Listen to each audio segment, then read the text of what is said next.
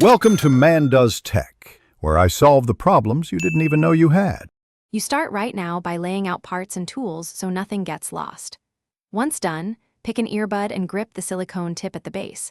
Pull straight away from the stem with steady force because a clean, perpendicular pull releases the inner retention ring without damaging the driver. Make sure to work over a towel to catch small pieces. If a tip resists, pause and wiggle gently. Excess force can tear the tip or deform the metal mesh. Once the tip is off, you must clean the speaker mesh and rim so the new tip seats correctly. Use a soft toothbrush or dry cotton swab to lift lint and a toothpick to clear edge grooves. Work gently to avoid puncturing the mesh.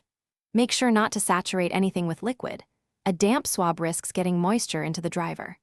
After brushing, give a couple of short puffs of air to displace loosened dust and visually confirm the rim and mesh are free of debris. You now align the replacement tip's oval slot with the earbud stem and press firmly until you feel a click.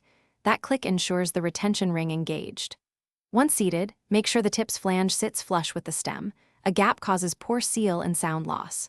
Put the AirPod in your ear and play a familiar track to check bass response and comfort.